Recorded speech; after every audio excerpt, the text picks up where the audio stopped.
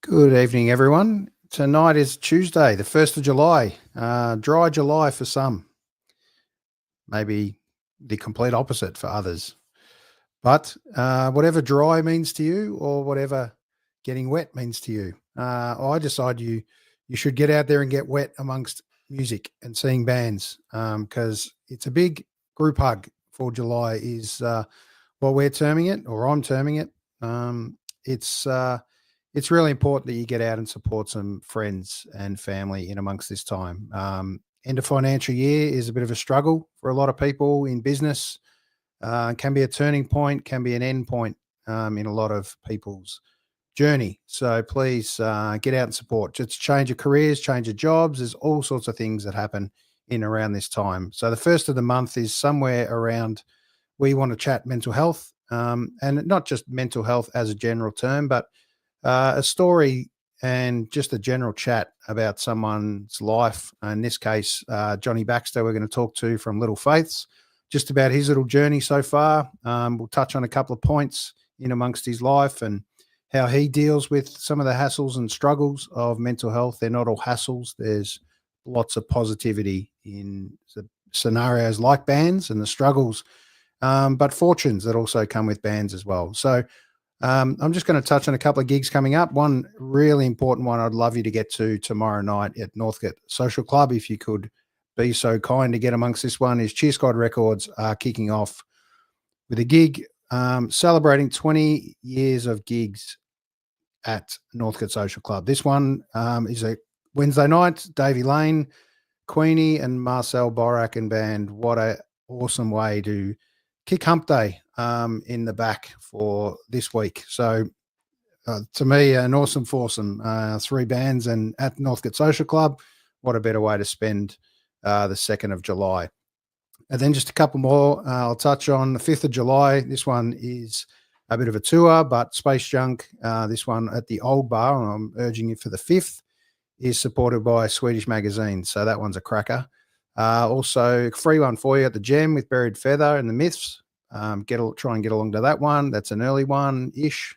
And then one that's curated by a great show friend of ours, Ashley Naylor. This is a beautiful tribute to the music of John Lennon. Some superstars in amongst this one of Australian music. Adelita Diesel, Steve Kilby, Isabella Manfredi, Kevin Mitchell, and I'm sure Ash will make a little guest appearance at some stage, not only as the musical director. If not, I hope he does. So I'm urging Ash, get out there, get on stage. But it's awesome to have a great friend of the show as well. And I come across this distinguished gentleman, I'll refer to him as Jon Baxter, by chance, actually, which is a really nice way to come across someone. I was out at Merry Creek Tavern to set the scene in Westgarth there, Northcote, seeing Matt Joe Gow, a good friend of our show. And he was a little opener in a little intimate room. If everyone knows the Merry Creek Tavern, it's a beautiful little bar. A lot of the sound and audio done by the beautiful Mick Thomas, and just makes everyone just sound fantastic. And I think from memory, this might have been the absolute kickoff of Little Faiths.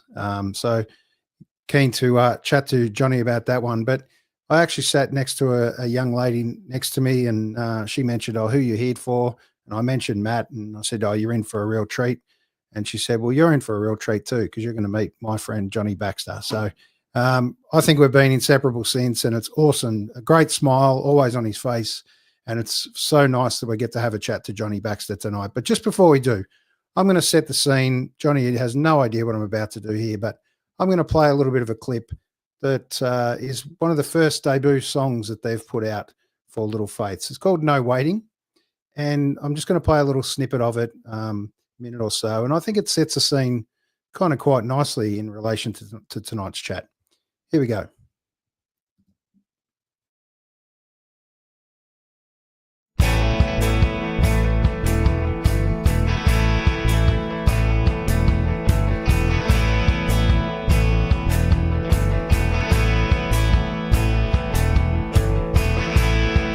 Don't burn yourself in the haste to eat.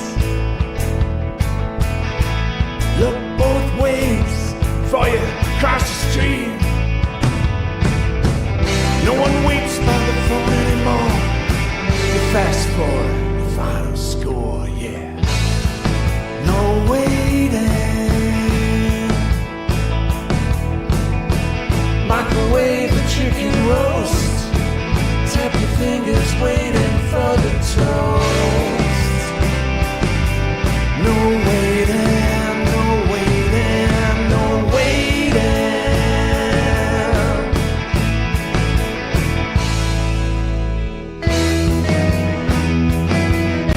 The world won't end before you drink your tea. There's no medium plan B. You'll be gone for eternity.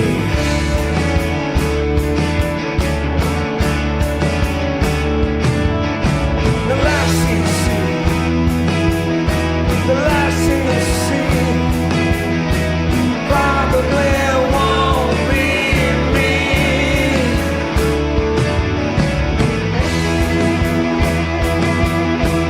Won't be me. Not me, not me, not me, not me, not me. Don't burn yourself in your haste to eat. Look both ways before you cross the street. No one waits by the phone anymore. Fast forward the final score, yeah. No waiting.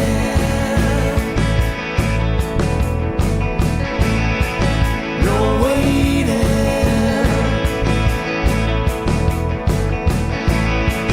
No waiting.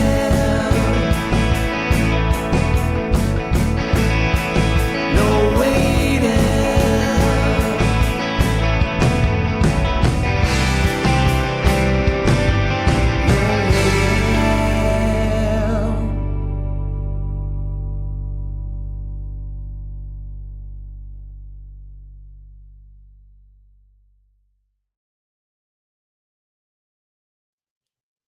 Bloody beautiful, isn't it? Isn't it a ripper? No Waiting, and here it is, the self-titled debut album for Little Faiths. Let's bring him up and put together this beautiful chat we've got with Johnny Baxter from Little Faiths. Welcome, John. Hey, Az, how you doing? Very good, Nice to- mate. Nice to see your face. Yeah, it is. Even though tonight virtually, but it's a really important one. First of the month. In amongst this, we've gone and been chatting about this little episode for a little while to chat about mental health, and there's a lot to give. You don't have to be an expert on mental health to have and not an opinion, but just to be able to enlighten us with a few thoughts, and people might resonate in some of the comments and struggles and stuff you face along the way. So look forward to this one, mate.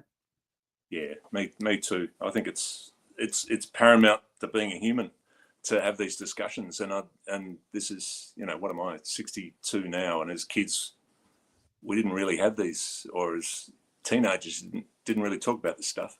But good that we are now. It's good for the next generation as well.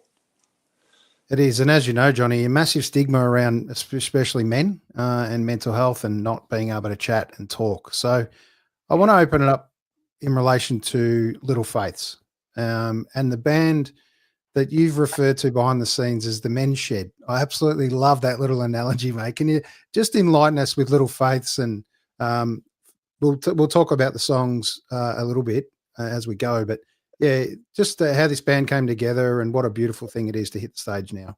It's a funny thing, and that one. Well, I won't name too many people, but a spouse of a very prominent band member who isn't my name came up with that one, and I had never even thought of it in the context of that.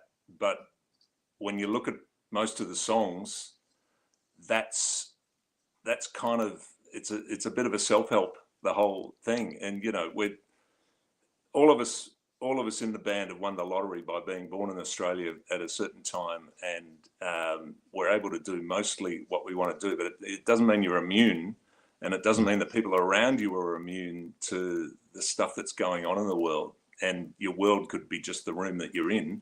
It doesn't have to be a very big globe thing. Most people can't even fathom that. But when I thought about that comment, I suddenly looked at the songs and I looked at the lyrics and I thought, man, yeah, it's all about either experiencing it or seeing someone else experiencing it, and not necessarily having the skills to fix it, but by maybe just being there or acknowledging it's happening is half the battle. And no one is immune from it. I mean, most people that meet me think, oh yeah, happy guy, yeah. But there's times when it's absolute crap, when things don't go well, you don't have great days, you can't seem to have conversations that are positive, you can't help yourself in going down a bit of a hole. So I think having these discussions normalizes it.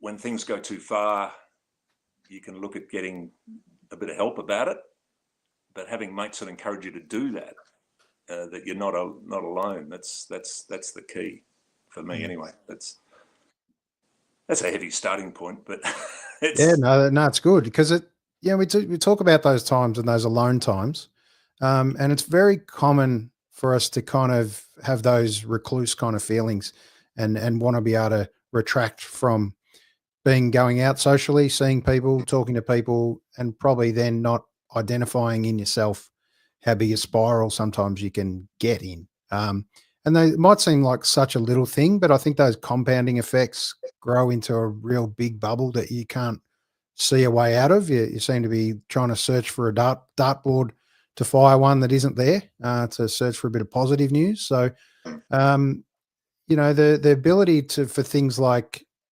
you touched on when we were just having a little kind of what we talk about tonight. And I think that element of the casual drop in, I think is possibly the most, well,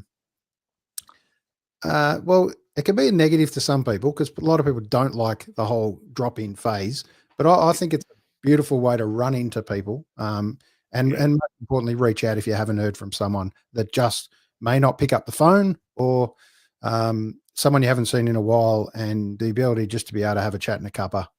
What's that mean as we get older? I think we're going to appreciate that a whole of a lot more. We're certainly cocooning a lot more as time has gone on. People are building up bigger walls, they're building bigger houses, they're hiding out. Our kids are probably finding more time in their rooms, more than certainly. My mum is pretty social. She gets out there, does a lot of community stuff. She's 94. That's good effort. Yeah, we can learn from that. There's a lot less of that community stuff going on. So we almost have to really double our efforts to make that stuff happen. And the drop-in thing, I mean, part of it is because I'm impetuous. I just go, oh, I'm driving past your house, I'll drop in. And if you're not there and it's not the right time. I remember someone told me, lived locally, I dropped in and she said, I've got a cold and I haven't cleaned my teeth and I've got coffee breath, you're going to have to go. She saved you there. And that was it. I thought, okay, well, some of that might be true, but yeah, it's not the time. And that's fine. It wasn't anything major. It was just, okay, I'll come back another time, or I might ring first. You pick your people and you pick your moments. But for those that are open to it, there's generally a lot of warmth that goes with that casual thing that you don't have to organise weeks out, because we can't. We're not good at it, and then it never happens. No. Yeah, you're 100% right about that. That's something I've been trying to catch up with some people, I swear to God, for 3 or 4 years. And honestly, there's always been something that's delayed it, put it off, got in the way, been pushed aside. So the whole casual, I reckon I've probably driven past their house half a dozen times too. So that whole casual drop in, I think with the intention, even in the intention of a text message, just a message to let people know that you're there, you're thinking of them. I think, modern technology gets a little kick in the balls sometimes with a lot of people, but there's so many positives to come from it, but nothing like the old fashioned pull in the driveway, knock on the door and see if there's a cuppa and a biscuit for a chat. Yeah. And that's all it is. It doesn't have to be a cock of van that's been on the stove for 4 hours. It can be a cup of tea, a cup of coffee. You want and this is one of those COVID lockdown things, the walk. Just okay, I'm allowed, I can't even remember what the rules were, but walking with someone or walking, doing your 5Ks or whatever it is, and having a chat while you do that. That's turning into a thing that I never did the walk, but it now has become part of one, you're getting exercise, two, you're getting fresh air, you're getting some blood flowing around, and generally in that circumstance, if it's just a one-on-one, you can say a hell of a lot more than you can when you're sitting in someone's house and the kids are fighting or there's noise everywhere and I'm going to put some music on now and just make a heap of noise. It's very hard to get that connection. So the walk is a beauty. So I'm trying to do more of that with people. I'm failing, of course, but failing with positivity and trying to do more. But yeah, it's but casualizing the whole connection thing is, and this is part of this whole, the music environment we're in. The way I met you through a gig that has continued. The fact that you can just send me a message and say, "Oh, you're going to this? Oh, yeah, I'll go to that." I wasn't going to go, but if I can catch up with you and have a drink, or not even have a drink and just chat, it just adds another layer of connection. Sometimes you go to gigs and you just want to listen to the music and don't want to chat. Sure. But that's the human condition. Sometimes you're in, sometimes you're out. But even a smile across a room at a gig, bang! Yep. I love that. That's, if I see someone I know across a room, I know I can't talk to them. It's not the right time, but just to connect, a bit of eye contact and go, right, I see you, you see me. That's something. Yep. That is a human thing that we have, and we don't 100%. use it. 100%. And you can feel an energy in a room. Better to feel an energy in a room at a record launch or an album launch, which was really exciting a couple of weeks ago, mate. A packed room, testament to the music, but also people didn't know a lot of the music at that point, so they got a chance to just get around Jon Baxter and crew with the band Little Faiths. And just tell me a little bit about how special that was to finally get your baby into the big world, mate, and hear some of that sound, see some of those sounds and lyrics, most importantly.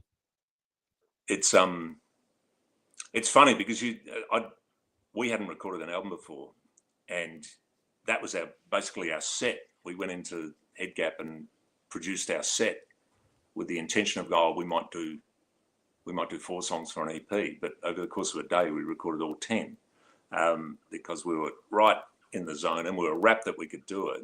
And it meant that there was an energy to the process but then there's that little lull when you've just heard this thing too much in a vacuum. It's just you constantly listening to these tracks and getting them right. And you think, oh, no one's going to like this. I don't even like it now. It's got to that stage. And then and I don't know if this happens with other people, but then there's this period where you start to fall in love with it again. And maybe that's partly other people are hearing it and going, gee, I love that track or that track or that track or that track. It's not just one thing that's working. And then you get to launch the thing, and so many good people came from everywhere, from all of our band's members. So Doug, myself, Red, Craig and Rick, we all had connections coming. And some of them shocked the hell out of me. Again, that discussion about people just turning up, I didn't know they were coming, and suddenly, you're the prom queen, and it was pretty funny. But a packed out room, it was about halfway through the night we sold out, and I had friends coming in from various places who sort of knocked on the door but couldn't get in. And so that was a lesson in that. I told them 5 times, buy a ticket. Yeah, that's right. Yep, definitely. But the night was a massive buzz. And the beauty of it all is we also got, just invite some supports who are great mates as well. So that was huge. Delvings and BMA, Baker, Melanie and Adams. So it was their second gig. So there was a lot of joy in the room from hearing from all 3 bands. So yeah, it was everyone's celebration. The crowd too. I think they felt it, that they were a part of it the whole night. And so it was huge.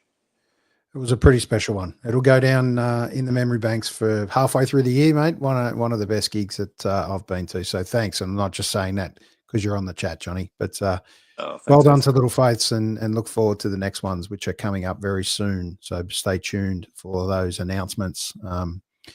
But music obviously being one of your biggest outlets, I always speak to people about your thoughts and how you should, debrief them and how that works for different people, whether that be journaling, writing. In your case, you can go into a rabbit hole and do some songwriting as well. But that ability to, they're not always necessarily your thoughts. They may be stories or things that you've putting together over time. But yeah, it must be a great outlet for you to turn stories or conversations or thoughts into lyrics and songs, because music has just a whole different feel when it's spoken or sung versus just written and listened to.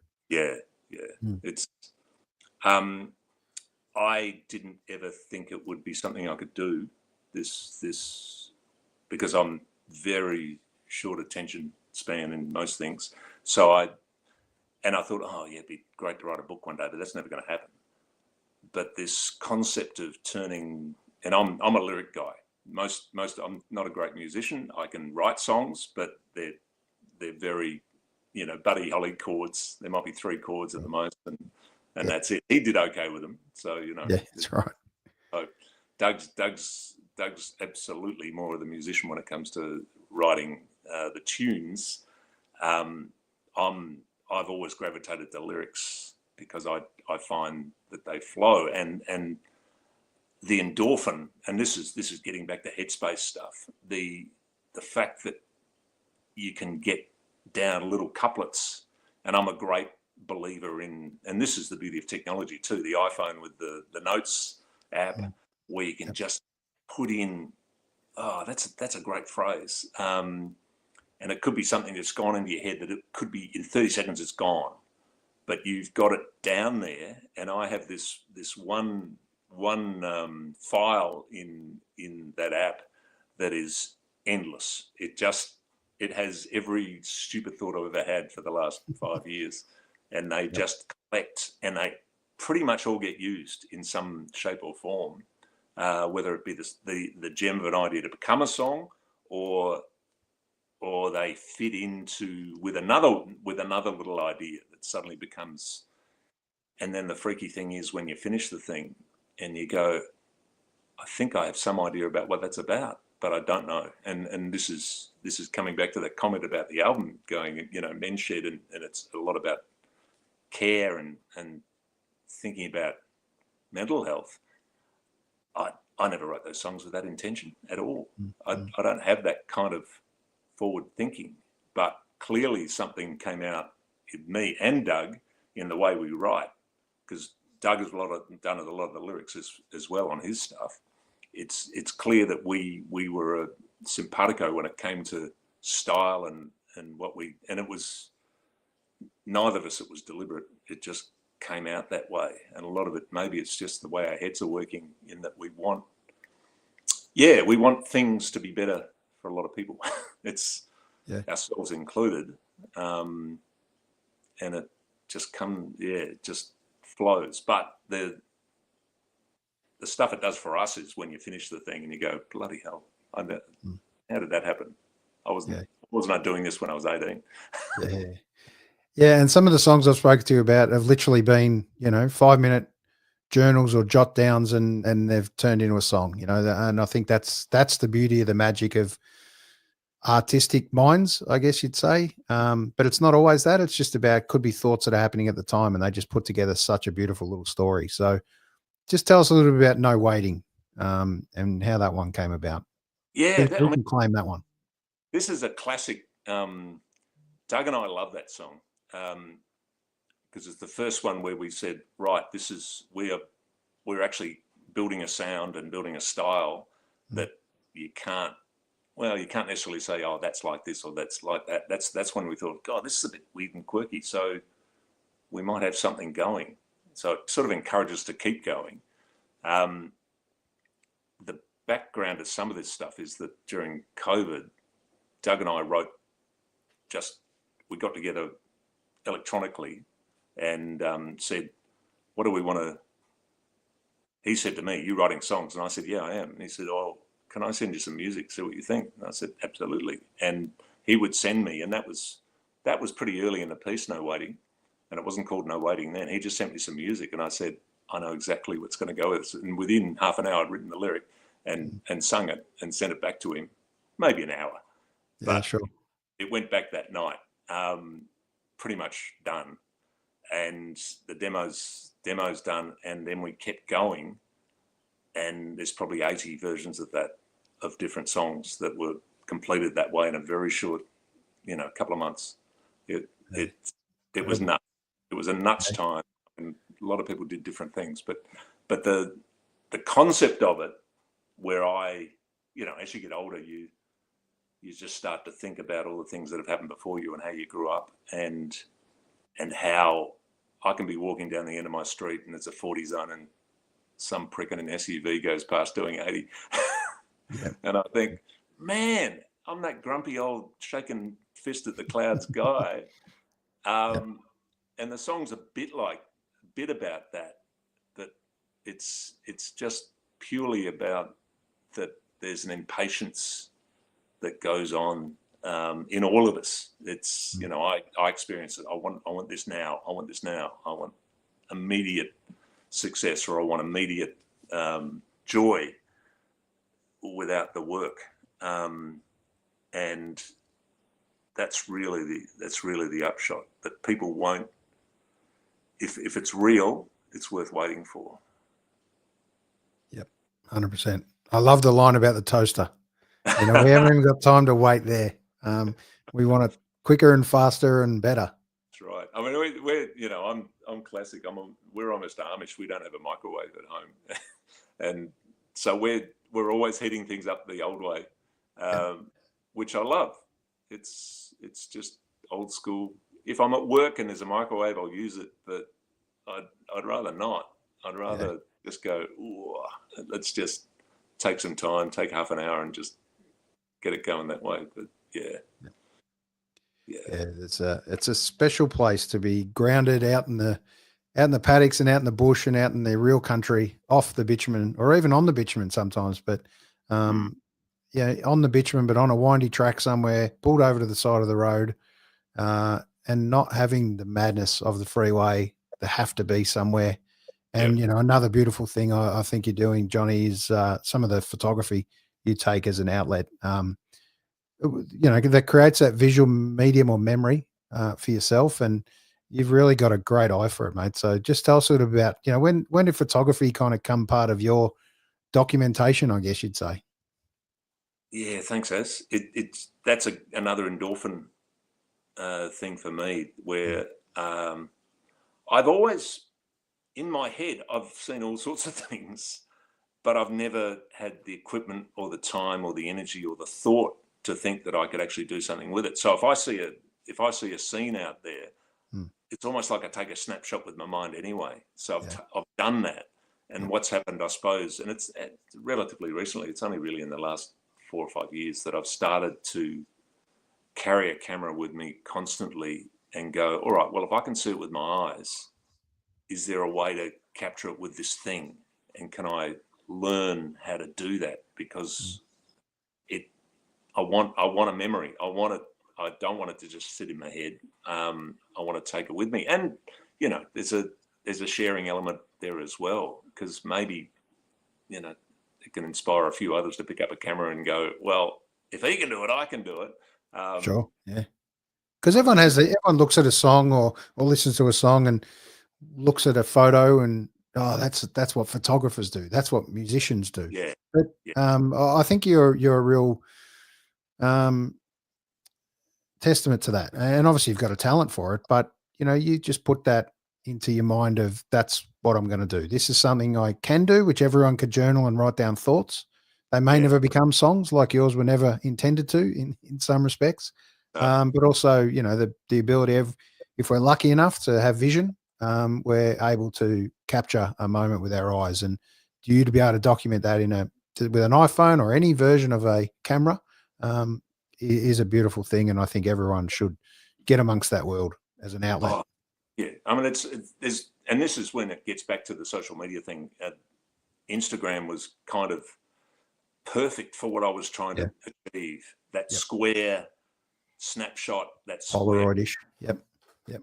That can, you look beyond sideways and upways and downwards, a different image. But if you grab that little piece, it has resonance. And I'm sure, I don't know. I mean, they've all gone evil now, but it's as far as platforms. But there's still ways to share things without someone else getting cash out of it or using your data.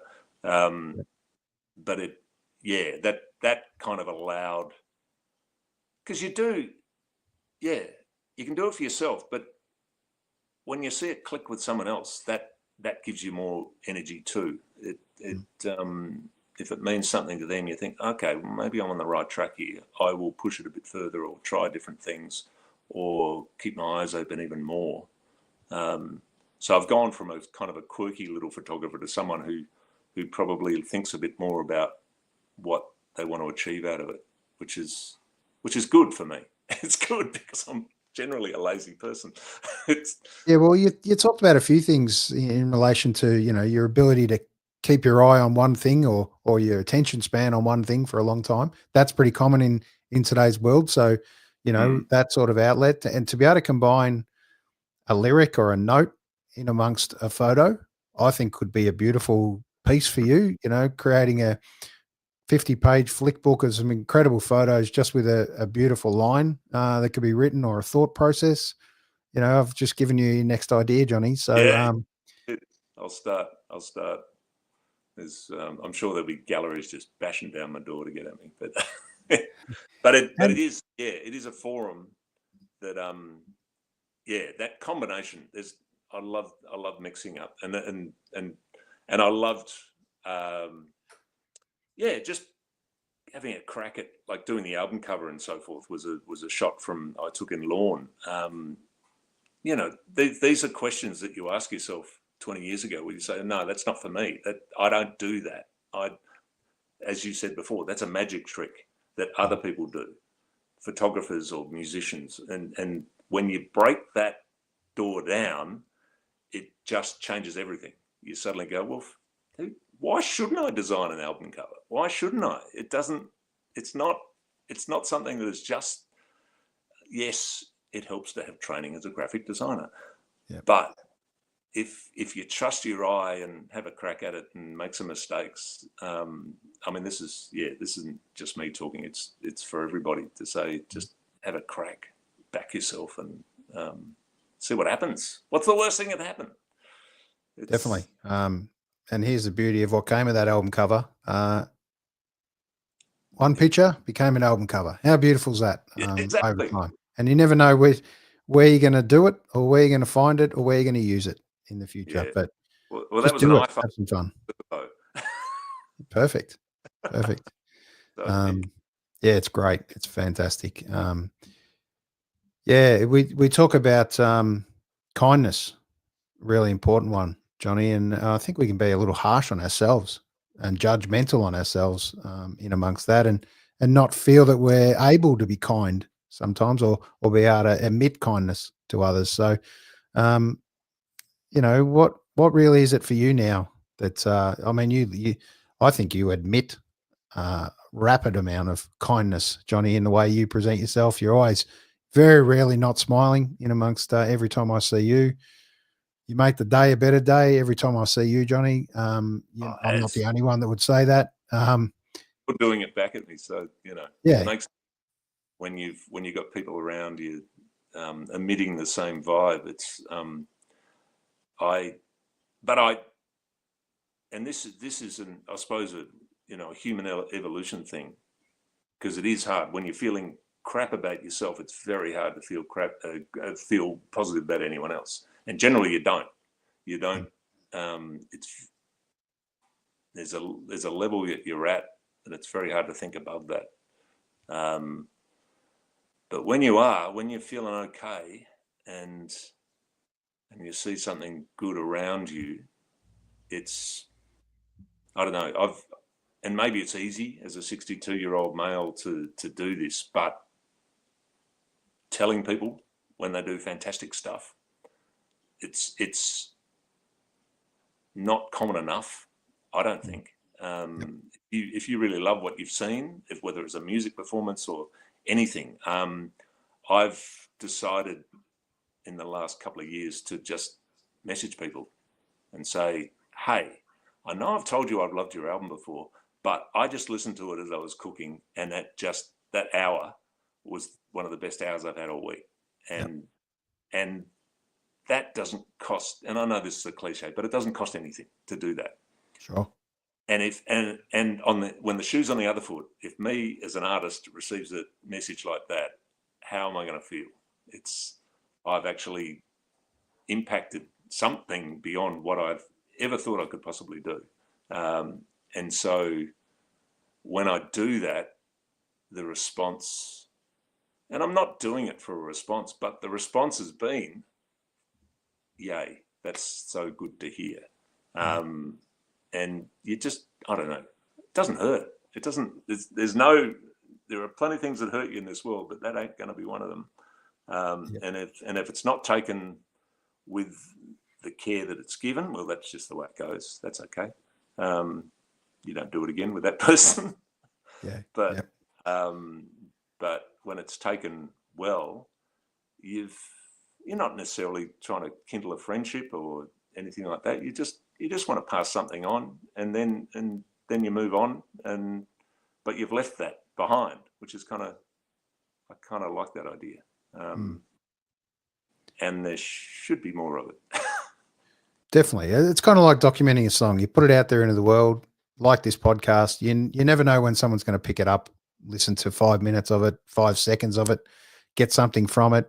I can't tell you how many times someone, and I never did this for anything other than a conversation during COVID. That's how it all kind of kicked off. I'm sure I've told you this story before, and we kind of got sick of it, or sick of chatting one-on-one, to be honest, with a couple of people that you're allowed to talk to and see. So we kind of went live and got on a friend, Ryan Sterling, who's been awesome for us, and that's had a truckload of views over time. That first episode, which organically it's happened, and it never had any paid advertising or any of that world. So the great part is we're just recording now episode 178, 4 years down the track, chatting to people like yourself. And mental health was never on the agenda as far as a topic. We'd go there, but incredibly enough, we talked about mental health along our journey of just about feelings and emotions. So we definitely want to break that stigma of the words mental health. There's a mental health positiveness to conversation, and I think that's really important that we keep reinforcing that. Yeah, 100%. And congratulations to you. It's a huge buzz to do something from scratch like that, isn't it? Where you create something that there wasn't there before in this capacity, and there's an appetite for it.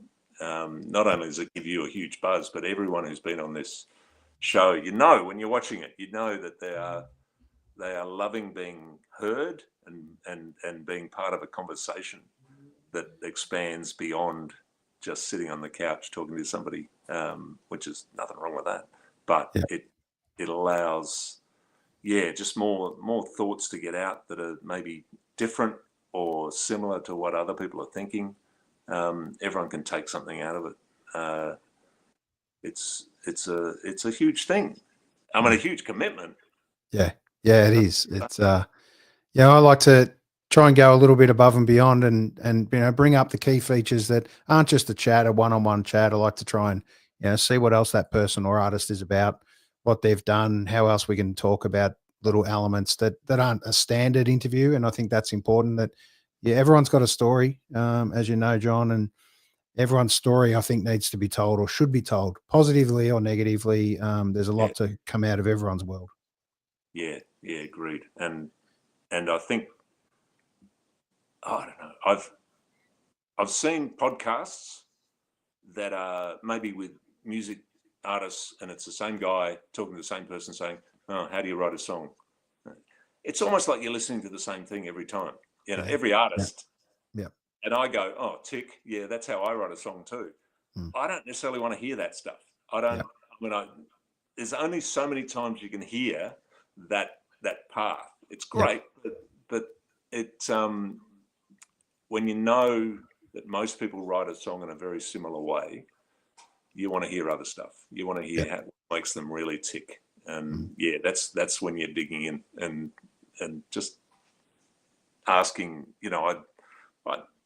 I told you I was going to do some homework and write some stuff down, but then I suddenly thought, no, Aaron's going to start something. We'll see what happens. Yeah. Well, you gave me a couple of key points, which we covered off, which I think was great. But just a couple of quick ones for you before we finish, Johnny, is, what are you listening to at the moment? What's making your wheels spin? What are you enjoying? I actually, it was somebody put me onto there's two new Brian Eno albums. Yep. One instrumental, one voice, and I'm loving them. Yeah, just things to work to. My brain cannot work without another noise in the background. I'll run away and get distracted and doing anything. And I don't mean it's that ambient. It's not that. It's just beautiful to work to. I keep new things. Actually, an old thing that I keep gravitating is an English guy, Modern Nature. That was the album before last. Whenever I just want to go into a zone, I just put it on. I can't remember what it's called. Yeah. But Modern Nature sort of ticks a few boxes for me as well. There's some new things coming out. Blackbirds FC have got a new album. They do. We're interviewing them in a couple of weeks, so that'll be a great chat. Thanks for the little precursor, Johnny. I can't wait for that launch. It'd be great. And there's just some little gems of directions in those songs that I've heard so far that I can't wait to hear the whole album. Yeah. Now, you put yourself down as a simple musician in respect of your musical talents in what you know, but if you were to instantly become if you could flick one switch now and become an expert in any instrument, what would it be, John? Oh, and this is something I want to do on keyboards, would just because the fact that you can see all the notes in front of you, I think my brain would work better. I went to guitar because all of my favorite, Paul Kelly and Neil Finn, he plays piano as well, but it just seemed logical to play guitar, and it's easy to carry around. But I don't understand guitar. I can play it. I can play a little bit of it, but yeah, no great Einstein thought here, but I don't know where the notes are. Whereas Perfect. you look at a All piano, feel. Yep. and there it is. Every note's in front of you. You can see the logic of it and the beauty of it. And I was sort of slightly name dropping Bruce Hames, who's a great pianist in Melbourne. And I was chatting to him about it, and he told me about the history of the piano and when it was invented and why they have the black keys and the white keys. And it's just such a wonderful story, and it is such a perfect instrument that I think that's where I'm going to head to try. Nice. Because there's all sorts of directions you can play. You can go all Gary Newman. You can go all Kraftwerk. You can do all sorts of things with it. Great. Sounds that you get out. Anyway, so that's my next hurdle. Perfect. Well, it sounds exciting to hear that next. We'll see you go down that rabbit hole, mate. But we're going to finish with another song of yours, Sunshine, which I absolutely love. Now, at the moment, there's no clip to this, but I've just had a little dabble in just a little clip behind the scenes and put some and by no means will this do any more than hit the cutting room floor after this segment, but I think it's just a nice little way to send off the show. Tell us a bit about that song Sunshine for you guys. I think it's a real positive uplifter. Yeah, thank you, Aaron. It's a funny one because I was actually looking at that lyric as well, because it's a very uplifting, got a great beat to it. But when you look at the lyric, there's I couldn't make you shuffle, I couldn't make you run. Would you sleep through revolution? Yes. You miss all the fun. I mean, that's kind of what we're talking about. This is a friend talking to another friend. Now, I had no idea when I was writing the song that that's what it was about. But this friend talking to another friend saying, "Come on," but not understanding how to talk to them, not understanding how to help them, but frustration. And then this one, still just not quite getting there. But sunshine all the way. You'll see my love one day. You'll work it out. And so there's absolutely a positivity to it. And I think that's a beautiful send off to tonight is to listen to hearing some of the beauty in the lyrics. You can interpret it your way, and then I think that's the beauty of music. And people will come to you and hear it their way and say that's completely not what it's about. But it's great that people get something out of it. And I've just put a little couple of rays of light behind this, and let's see what you think, Johnny. I'm going to play it off, and most importantly, thanks for tonight. Thanks for the chat. We could go on and talk for hours, but I'm going to invite you on anytime you want to jump on and have in amongst our mental health chats, whether that be watching behind the scenes and posting a comment. Take it as you will, mate. But it's been fantastic to have a chat to you as always. Thanks, Ez. You're a good man, and thanks I'm flattered that you had a crack at this clip too. I can't wait to see it. Look out. All right, here we go. This is Sunshine. And thanks, Johnny. And Little Faiths is what you're looking up. So we'll put some post details in the comments, as they say. But here we go. Get out there, enjoy the great week. Bring up a friend and say good day. Do what John said. Drop in and get a cup of tea and a coffee, or a coffee and a biscuit. There you go. Yeah. Be that guy. All right. See you soon. Perfect.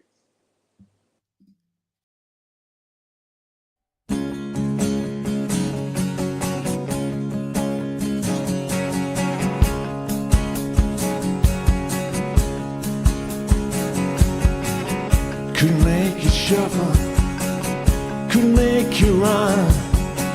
Would you sleep through the revolution? You mess with your mess for fun.